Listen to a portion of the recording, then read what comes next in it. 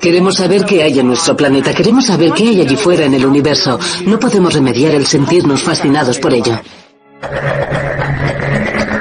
Un primer paso para entender cómo empezó la vida es intentar averiguar dónde comenzó. Durante generaciones se asumió que la vida comenzó en la Tierra. Después, en el año 1903, el químico sueco Svander Arrhenius sugirió una disparatada idea: la panspermia.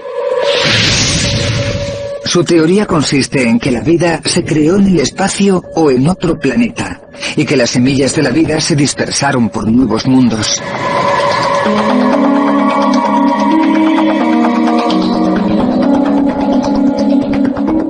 El científico de la NASA, Scott Sanford, investiga la posibilidad de que la vida pudiera haber comenzado en el espacio.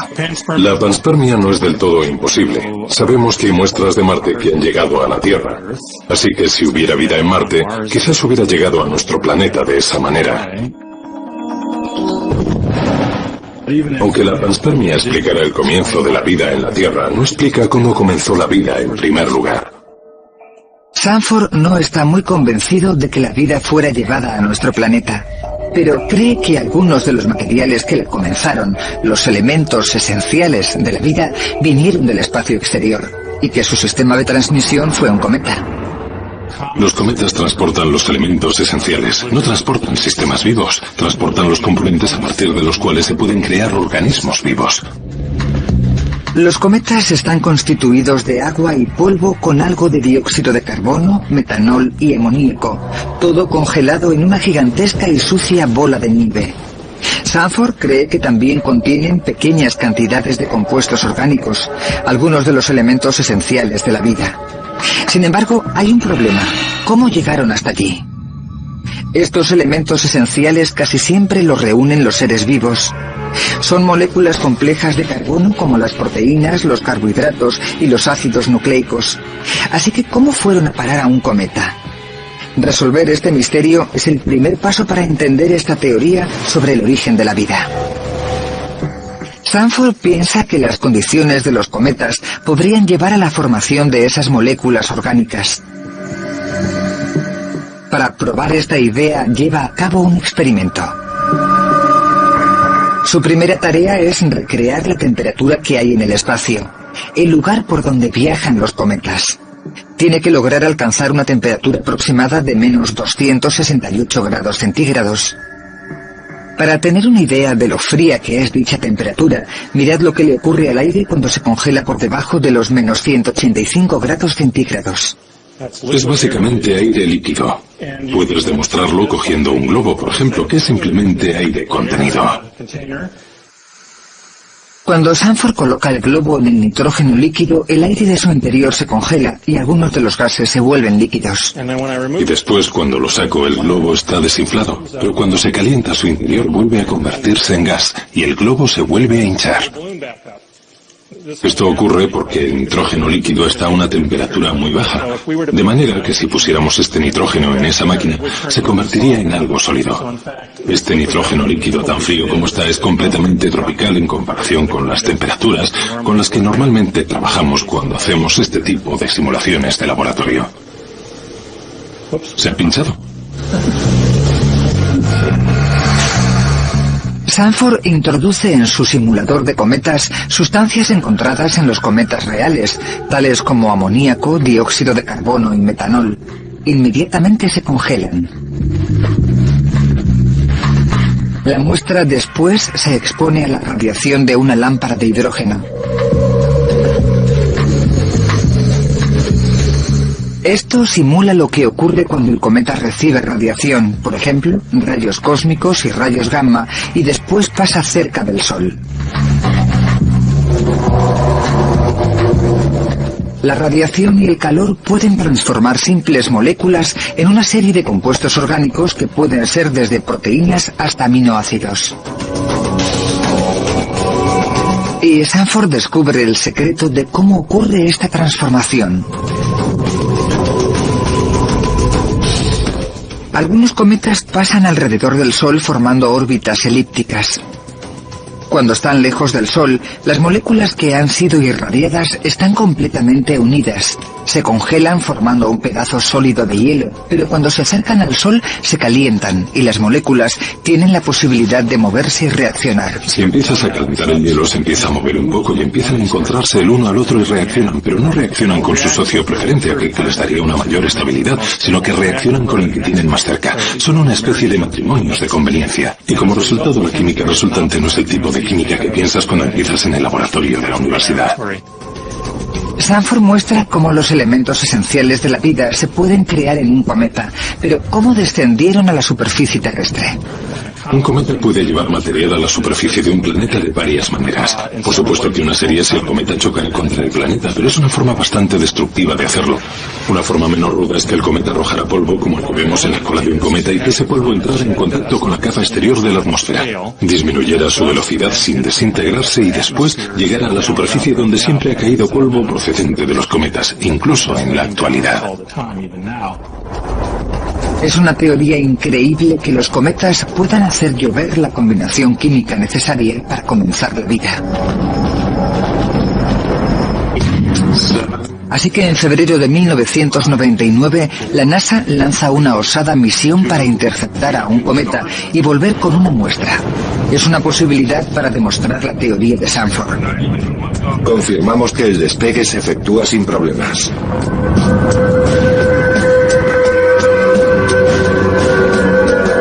Tras 5 años de vuelo, la sonda, llamada en clave Stardust, alcanza su objetivo, un cometa conocido como Bill 2.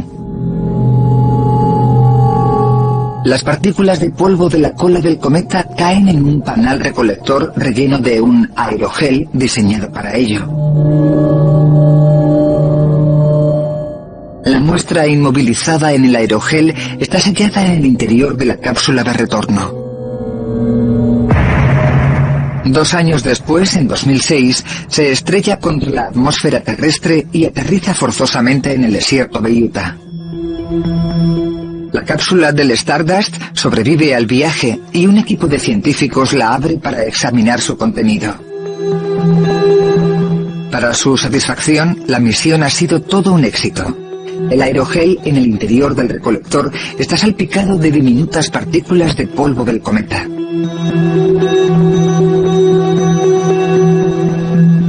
Cuando los científicos de la NASA analizan el polvo, descubren una amplia gama de complejos químicos orgánicos, entre los que se incluyen aminos e hidrocarburos.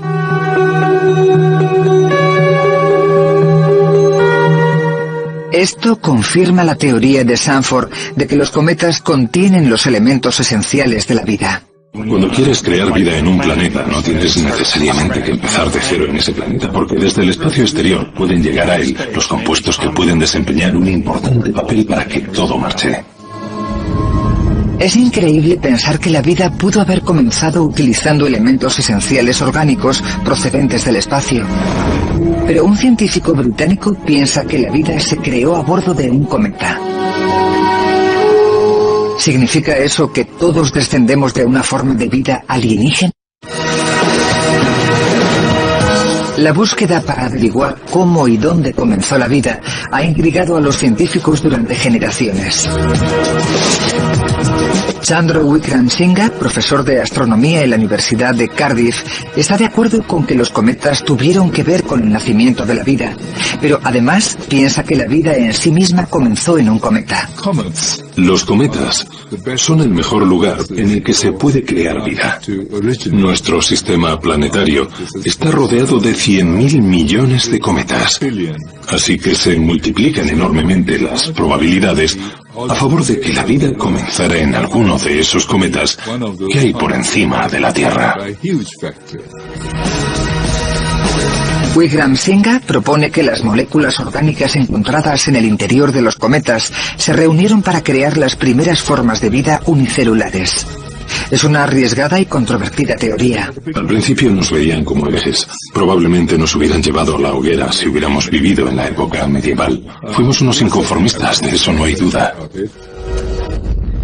La radical afirmación de Wickramasinghe es que los cometas helados no solo contienen compuestos orgánicos complejos, sino que también el otro ingrediente esencial para dar comienzo a la vida, el agua líquida. El agua se forma cuando los isótopos radioactivos se descomponen, despidiendo calor, lo que derrite el hielo en el centro del cometa. En 2005, los ingenieros de la NASA eligen el cometa Tempel 1 para una arriesgada misión. Planean hacer chocar una sonda contra el cometa, dejando al descubierto el núcleo interior. Los resultados de la misión podrían demostrar la teoría de Wickramasinghe. Esta misión probará la capacidad de los ingenieros al límite. La carga de 372 kilos tendrá que viajar por el espacio para interceptar a un cometa que vaya a una velocidad 10 veces superior a la de una bala. Tras 6 años de meticulosa planificación, el 12 de enero de 2005, el cohete Delta, que lleva la sonda de alto impacto, se lanza al espacio.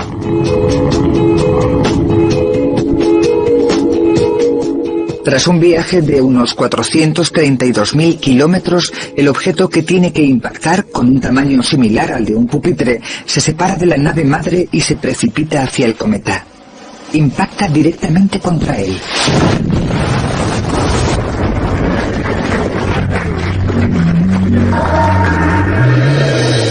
Estas imágenes de telescopios espaciales y terrestres muestran el momento del impacto. Por primera vez, los secretos de lo que se encuentra en el interior de un cometa son revelados.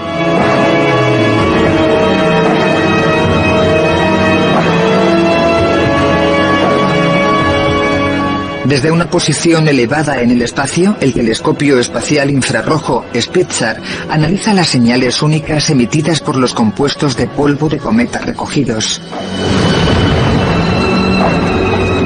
Se observa una enorme cantidad de hielo y finas partículas de polvo. Pero para sorpresa de todos, los datos también muestran que el cometa contiene arcilla. El mismo tipo de arcilla que se puede encontrar en la Tierra. Y se sabe que la única manera de hacer arcilla es con agua líquida. Wickramasinghe cree que esto demuestra que en algún momento Tempel 1 tendría agua líquida en su interior. Con agua líquida y moléculas orgánicas, los cometas podrían ser incubadores de vida. Los cometas como Tempel 1 podrían estar llenos de microorganismos listos para sembrar vida por toda la galaxia. Aquí en la Tierra estamos conectados con un cosmos mucho más grande. La vida en la Tierra es parte de una cadena de existencia conectada que se extiende hasta los confines más remotos de la galaxia, quizás hasta los confines más remotos del universo. Ahí fuera están nuestros primos. Pero independientemente de que la vida comenzara en el interior de un cometa o en la Tierra, lo que sigue sin saberse en absoluto es cómo ocurrió. Cómo las moléculas orgánicas inertes se combinaron para crear el primer ser vivo. Este gran nacimiento es una de las grandes preguntas sin respuesta aún para la ciencia. Antiguamente se creía que la vida surgió de forma espontánea. Una rana pudo surgir del agua estancada o las moscas de la comida pasada. En el siglo XIX, Charles Darwin propuso que quizás la vida surgió de una vez hacía muchos millones de años. Sugirió que fue este gran nacimiento lo que condujo a toda la vida actual mediante un proceso de evolución. Partiendo de la forma de vida más simple, evolucionaron criaturas cada vez más complejas. A medida que surgen más especies, se forma una nueva rama en el árbol de la vida. Y si nos remontamos al pasado, podemos ver a nuestros ancestros. Los científicos proponen que toda la vida en la Tierra desciende de un único organismo microscópico, algo que se conoce como el último ancestro común. Entender este antiguo microorganismo nos ayudará a los científicos a descubrir los secretos del gran nacimiento. Pero, ¿cómo se pueden desglosar más de 4.000 millones de años de evolución? Una buena manera de empezar es con los fósiles. Martin van Kranendonk es un geólogo con la buena suerte de vivir en Australia, el hogar de algunas de las rocas más antiguas del mundo. Entre estas antiguas rocas, van Kranendonk afirma haber encontrado restos fósiles de excepcionales organismos que vivieron hace 3.500 millones de años. Estos son nuestros tatarabuelos y tatarabuelas. Son estromatolitos fósiles de unos 3.500 millones de años de antigüedad y se depositaron en la costa de un antiguo océano. Son las pruebas más antiguas de vida en la Tierra. Los estromatolitos son cúmulos de roca con materiales microbianos que se agrupaban en la antigua agua del mar. Estaban formados por microbios que colonizaron el antiguo fondo marino sobre la arenisca moldeada por las olas. Sus restos fósiles ahora muestran que la vida ya existía hace 3.500 millones de años. ¿Pero cómo era? Bien, tras miles de millones de años, el mar ha cambiado, pero los estromatolitos siguen vivos en la actualidad. Van Kranendonk viaja a unos 1.000 kilómetros por el desierto australiano hasta Shark Bay.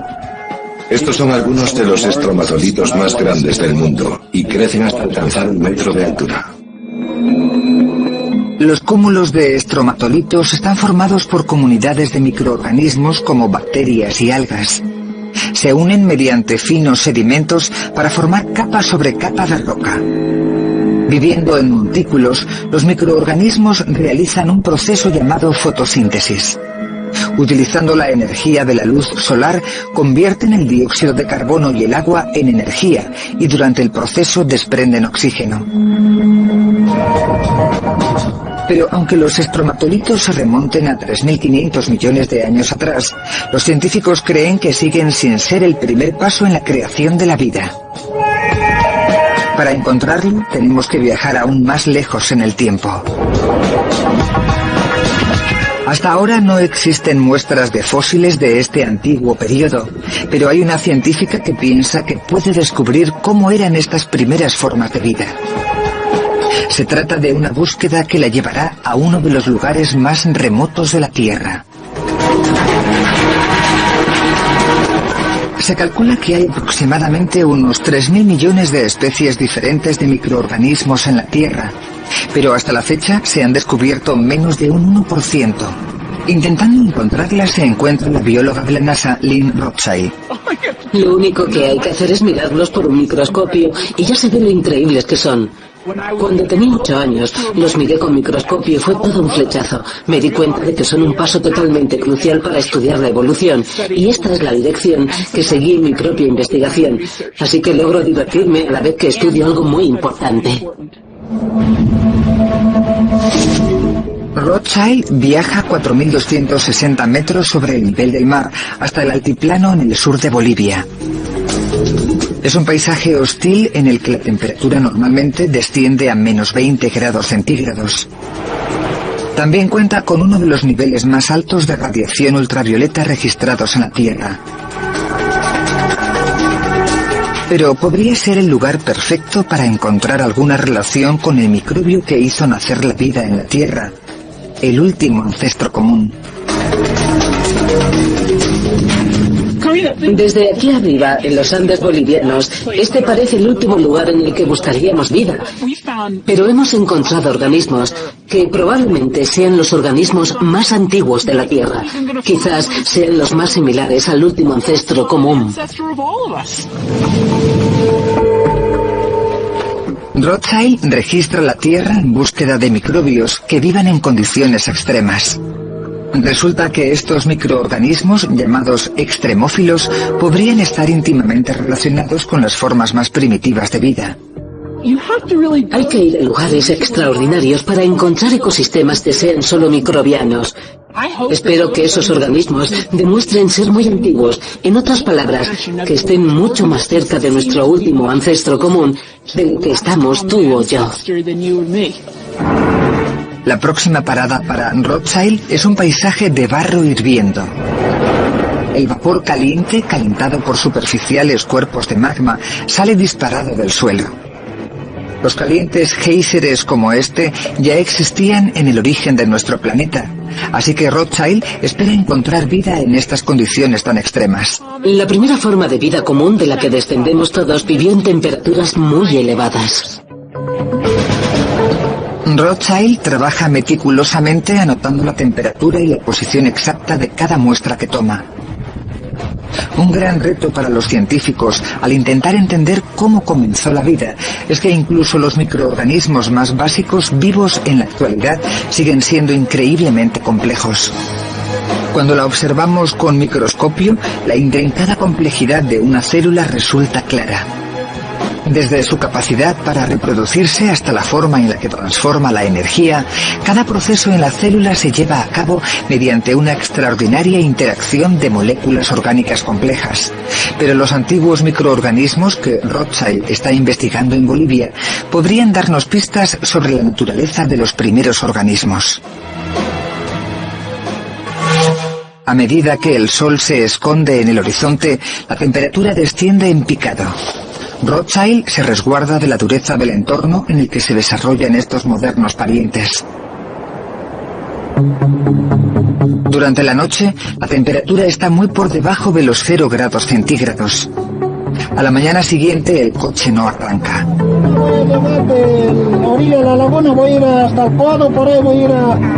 La doctora Rothschild también siente los efectos del escaso aire a 4.260 metros sobre el nivel del mar. No resulta muy agradable tener un porcentaje de oxígeno mucho menor, pero la Tierra en sus inicios no contaba ni siquiera con oxígeno libre, así que el simple hecho de intentar remontarse algo atrás en el tiempo supone para el ser humano un alto precio a pagar. El siguiente lugar en que va a trabajar Rothschild es la Laguna Colorada. Su color rojizo da una pista sobre el excepcional tipo de microbios que espera encontrar. Esta parte de Bolivia cuenta con uno de los niveles de ultravioletas más elevados del mundo. La fina atmósfera a esta elevada altitud solo bloquea parcialmente la radiación solar, haciendo que las condiciones de vida sean más parecidas a las de la Tierra hace 4.000 millones de años. Cuando surgió la vida, el nivel era increíblemente alto, muchísimo más de lo que es en la actualidad. Y subiendo aquí arriba, aunque no podamos simular cómo era la Tierra, porque por supuesto no podríamos vivir en esas condiciones, al menos podemos viajar algo en el tiempo y hacernos una ligera idea de cómo habría sido para los organismos en el pasado. La doctora Rothschild mide los niveles de radiaciones ultravioletas.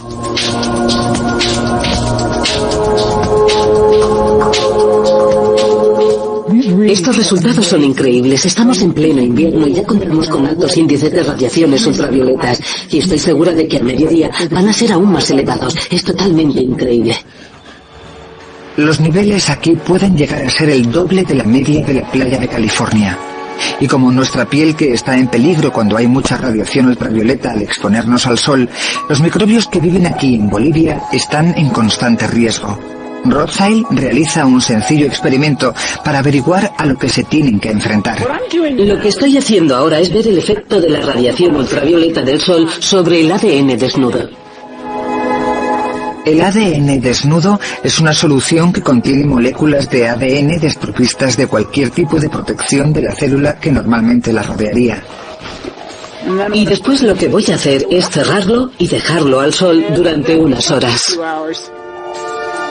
Tras solo 2 horas de exposición ultravioleta, las moléculas de ADN muestran graves daños. Los niveles ultravioletas en los comienzos de la Tierra serían aproximadamente 100 veces superiores a los actuales. Muchos científicos piensan que nuestro último ancestro común tuvo que vivir en la profunda oscuridad del océano o enterrado bajo el suelo para protegerse. Pero aquí los microbios lograron sobrevivir. Su pigmentación rojiza les ayuda a proteger su ADN. Es como el bronceado en verano que nos protege. Estos organismos producen una pigmentación roja. Pero aunque sabemos que las radiaciones ultravioletas son muy dañinas para el ADN de todos los organismos vivos, también podemos decir algo a su favor. Las radiaciones ultravioletas podrían haber contribuido en el desarrollo de la evolución. Puede que incluso hayan desempeñado un papel en el gran nacimiento y en la evolución del último ancestro común. La radiación ultravioleta produce mutaciones. No todas las mutaciones son malas. Sin las mutaciones no habría existido la evolución. Se necesita cambiar el material genético para tener cambios en los organismos, y nuestro mundo de la actualidad sería muy diferente si nada hubiera cambiado nunca. Nosotros mismos no estaríamos aquí. El estudio de la doctora Rothschild de estos microbios ayudará a los científicos a entender cómo sobrevivieron los primeros organismos a las hostiles condiciones que se daban en los orígenes de nuestro planeta, y dan una imagen más clara de cómo era nuestro último ancestro común. Sin embargo, aún falta otro gran misterio por resolver. ¿Cómo se formó el último ancestro común? ¿Cuál es la relación entre los elementos esenciales de la vida y el gran nacimiento? Parece que algunas de las respuestas a este gran rompecabezas pueden encontrarse en un lugar extraordinario situado en las profundidades del océano. La pregunta de cómo comenzó la vida lleva desconcertando a los científicos durante siglos. La teoría de la evolución de Darwin explica cómo evolucionaron las especies, pero seguimos sin entender cómo se creó el primer ser vivo, cómo comenzó la evolución. La creación de vida ha sido siempre algo relacionado a la ciencia ficción. ¡Está vivo! ¡Está vivo!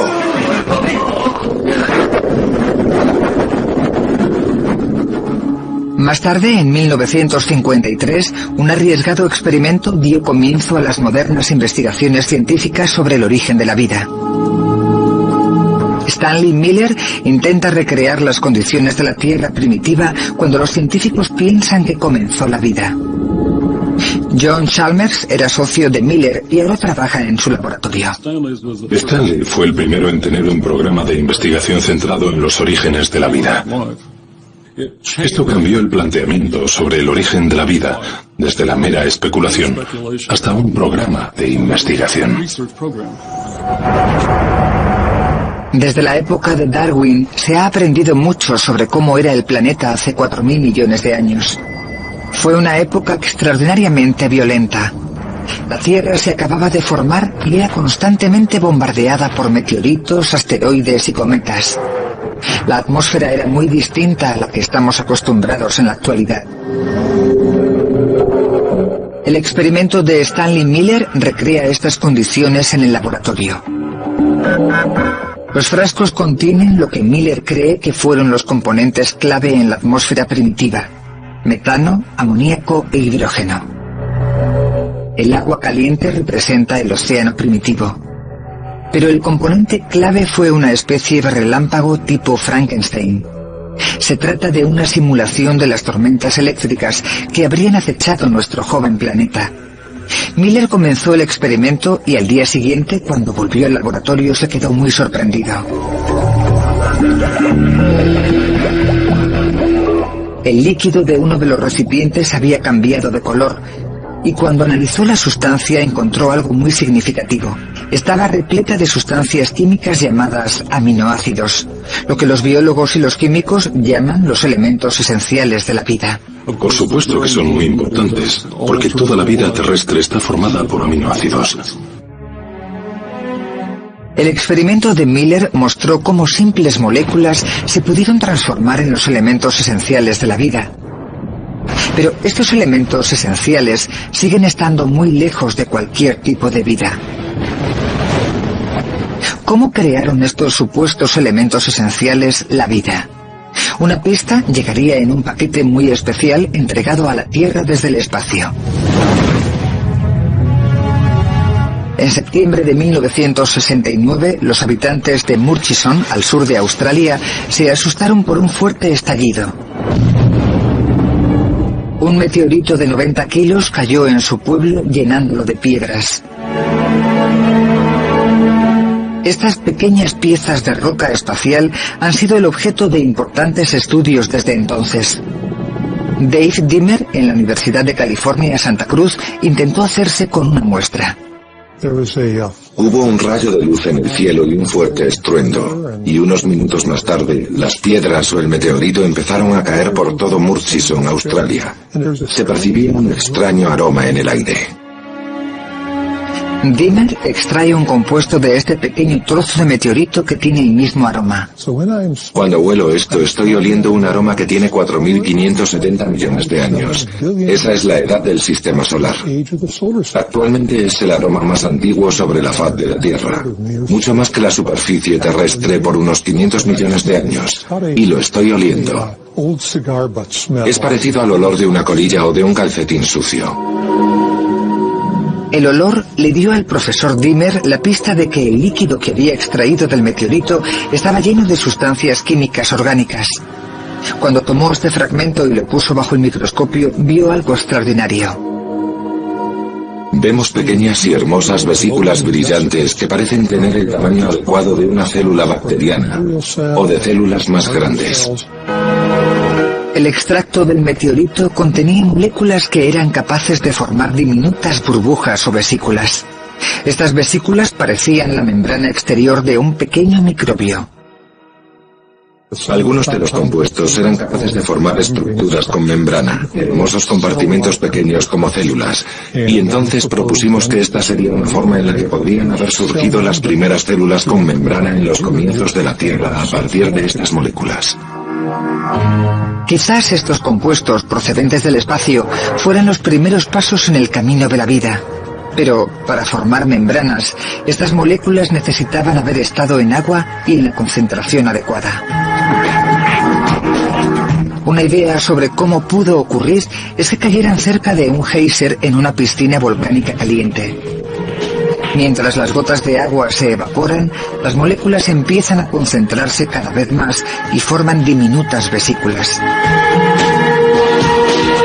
Quizás estas células unidas con membrana procedentes del espacio fueran los primeros pasos en el camino de la vida. Se trata de la transformación de sustancias químicas inertes en la primera célula viva. Me resulta completamente lógico pensar que este habría sido un proceso común en la formación de los compartimentos y que habría sido el primer paso hacia la vida celular. Pero una simple membrana con forma de burbuja sigue estando muy lejos de ser algo vivo. Los científicos aún tienen que averiguar cómo todos los complejos componentes que constituyen una célula se reunieron para crear el gran nacimiento. En esta ocasión, la respuesta procede de un mundo perdido que no ha sido descubierto durante casi 4.000 millones de años. En 1977, un equipo del Instituto Oceanográfico Woods Hole estaba buscando señales de actividad volcánica en el fondo marino, a unos 2.438 metros bajo la superficie del océano.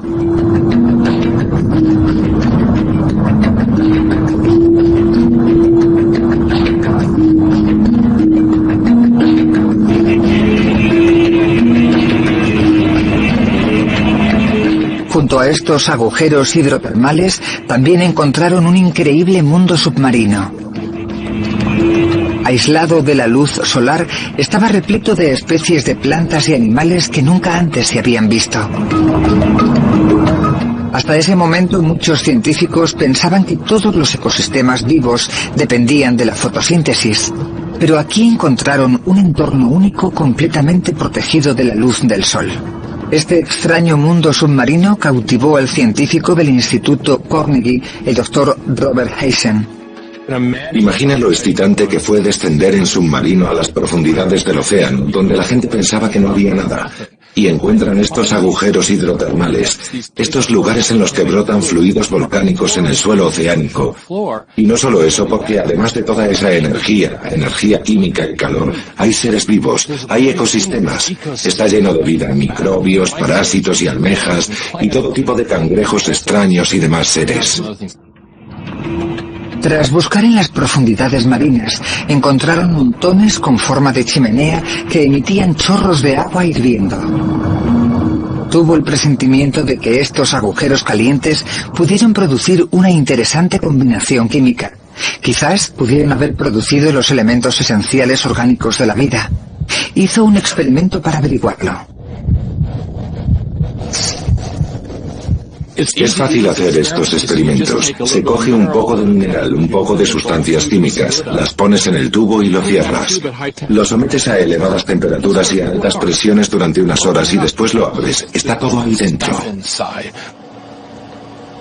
Y lo que encontró resultó ser mucho más excitante de lo que había imaginado. Cuando hicimos estos experimentos pensamos que no encontraríamos nada demasiado interesante, solo algunas simples moléculas que podríamos analizar y quizás hacer algún informe sobre ellas. Estábamos equivocados. Esto tenía un olor muy intenso. A baja temperatura era como melaza y a una temperatura algo más elevada, aproximadamente 176 grados centígrados. El olor era muy parecido al del whisky. La gente que viniera al laboratorio habría dicho: tíos, os lo debéis estar pasando de grande, ¿qué hacéis? Y lo que estábamos haciendo era crear vida. Este extraño aroma le dio a Heisen la pista de que él también había creado moléculas orgánicas. Una vez más, estas moléculas se juntaron formando diminutas vesículas como membranas. Se comportaban como las moléculas extraídas del meteorito Murchison. Así que Heisen había descubierto que puede ser posible crear estas membranas celulares cerca de los profundos agujeros marinos. Sin embargo, otros científicos piensan que este extraño mundo submarino era capaz de proporcionar algo más que una simple membrana celular. Creen que estos cálidos agujeros fueron donde todos los componentes del origen de la vida se reunieron. Para que se produjera el gran nacimiento, los científicos piensan que se combinaron algunos elementos esenciales. Por ejemplo, la vida necesitaba un contenedor que viene en forma de membrana. Necesitaba alguna forma de reproducirse. En la actualidad, ese proceso se logra mediante una extraordinaria cadena de moléculas orgánicas, el ADN. La vida también necesitaba un motor, un proceso químico llamado metabolismo, que convierte el combustible en energía útil. De acuerdo con el doctor Michael Russell, en el Jet Propulsion Laboratory de la NASA, el metabolismo llegó primero.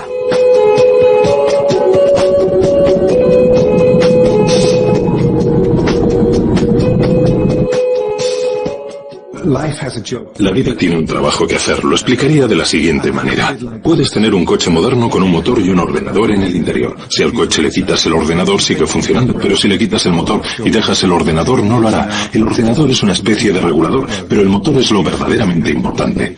Así que por eso pensamos que tuvo que existir un motor primero. Y ese motor es el metabolismo. Actualmente el motor del metabolismo que hace funcionar a todo ser vivo es una reacción química extremadamente compleja. Pero Russell piensa que todos tenemos rastros de la primera y la más sencilla reacción metabólica oculta en nuestras células, como fósiles vivos que señalan hacia dónde comenzó la vida. Podemos averiguar el tipo de sustancias químicas que había en la Tierra, sus orígenes y ver que aún existen en la actualidad. Así que, por ejemplo, en nuestra piel tenemos sulfuro de hierro, y ese pequeño pedazo de roca nos hace recordar de dónde venimos todos. Y según Russell, de ahí es de donde venimos. Los profundos agujeros marinos están fundamentalmente hechos de sulfuro de hierro. Cree que este y otros compuestos dieron comienzo al metabolismo actuando como catalizadores para permitir que se produjera una reacción entre el hidrógeno gaseoso que salía de los agujeros y el dióxido de carbono disuelto en el agua. Pero finalmente esta simple reacción evolucionó para convertirse en el complejo motor químico del metabolismo. Y finalmente el metabolismo necesitó el ADN, porque necesitaba un regulador, necesitaba un ordenador, pero para empezar, solo necesitábamos el motor. En algún momento, los motores del metabolismo adquirieron una carrocería, la membrana.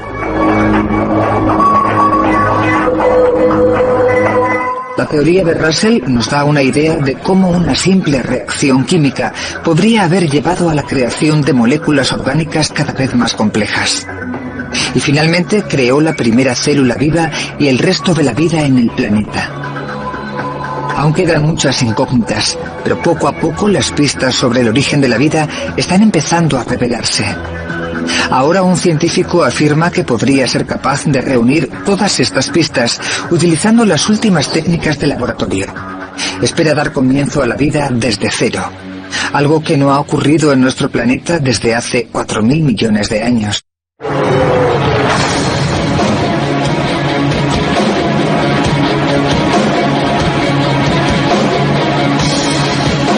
Los científicos se están esforzando por responder a la gran pregunta de cómo comenzó la vida. Es una búsqueda que les ha llevado a los confines más remotos del planeta y hasta el fondo del funcionamiento celular. Sin embargo, mientras que un equipo de investigadores se centra en lo que ocurrió hace 4.000 millones de años, otro equipo de científicos lo hace en el futuro.